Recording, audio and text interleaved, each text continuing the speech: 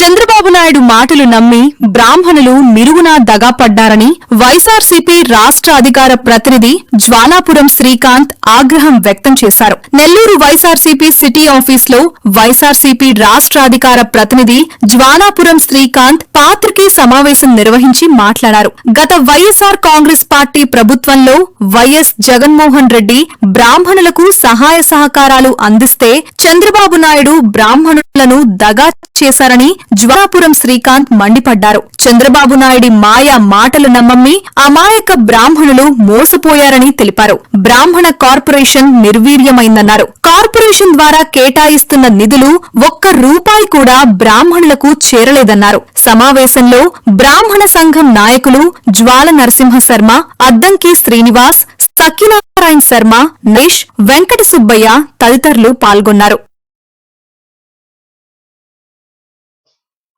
జగన్మోహన్ రెడ్డి గారు రాజకీయంగా, ఆర్థికంగా, సామాజికంగా మా బ్రాహ్మణ సమాజాన్ని ముందుకు తీసుకుపోవడం జరిగింది.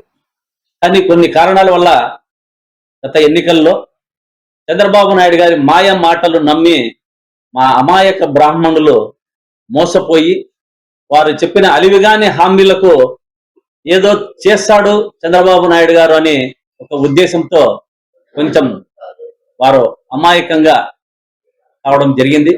కాబట్టి మనము మోసపోయాము అన్న అంశాలను ఇప్పుడిప్పుడు బ్రాహ్మణ సమాజం తెలుసుకుంటున్నది.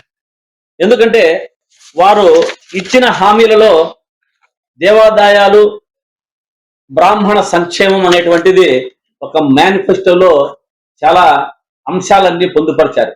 కానీ ఈ రోజుకి కూడా గత 2 సంవత్సరములు అవుతున్నా కూడా దేవాలయాల ఆస్తుల పరిరక్షణ లేదు, దేవాలయాల ఆస్తుల భక్షణ మాత్రమే ఈ కూటమి ప్రభుత్వంలో జరుగుతున్నది అనేది మా బ్రాహ్మణులకు తెలుస్తున్నది. కానీ మేము కూడా తెలియజేయాలన్న అంశాలపై ప్రతి ఒక్క జిల్లాలో ఈ యొక్క కార్యక్రమాన్ని పెట్టుకుంటూ వారందరికీ తెలియజేసే విధంగా ముందుకెళ్తున్నాం. అదేవిధంగా ప్రైవేటు దేవాలయాల్లో పనిచేసే వాళ్ళకి మినిమం స్కేల్స్ అన్నారు, ఇంతవరకు అది లేదు. వార్షిక ఆదాయం 50,000 ఉన్న వారికి దేవాలయాల్లో 10,000, 15,000 పెంపు అన్నారు, ఇంతవరకు జరిగిందే లేదు. జగన్మోహన్ రెడ్డి గారు వైఎస్ఆర్ కాంగ్రెస్ పార్టీ హయాంలో అర్చకులకు అందరికీ కూడా పెంచిన విషయం ప్రతి ఒక్క అర్చకులకు తెలిసిన విషయమే. అదేవిధంగా తిరుపతి, ఒంటిమిట్ట పుణ్యక్షేత్రాలలో 1000 కాళ్ళ మంటపాలన్నారు. అంటే ఉన్న 1000 కాళ్ళ మంటపాన్ని తిరుమలలో దాన్ని భూస్థాపితం చేసిన ఘనత చంద్రబాబు నాయుడు గారిది, తెలుగుదేశం ప్రభుత్వాన్ని.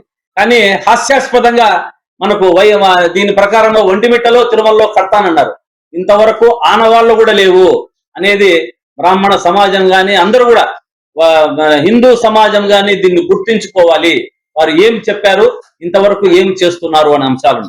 అదేవిధంగా పురోహితులకు, వంట బ్రాహ్మణులకు, పురోహితులకు కుల వృత్తి అన్నారు.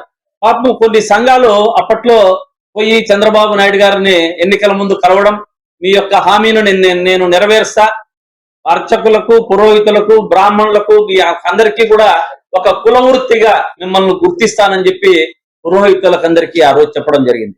కానీ ఇంతవరకు దాన్ని ఊసలేదు. మా అమాయక బ్రాహ్మణులు అడగలేరు. వారు తరపున మేము అడగడానికి ఈరోజు ఈ పత్రికా విలేకరుల సమావేశం నిర్వహించడం జరిగింది.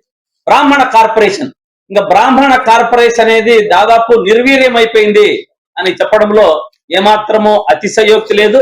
ఎందుకంటే వీరు ప్రభుత్వం వచ్చిన తర్వాత ఈ 2 సంవత్సరంలో, 1 సంవత్సరము 20 కోట్లు ప్రకటించామన్నారు, మరి పోయిన సంవత్సరం 2026 బడ్జెట్ లో మనకు 22 కోట్లు అన్నారు.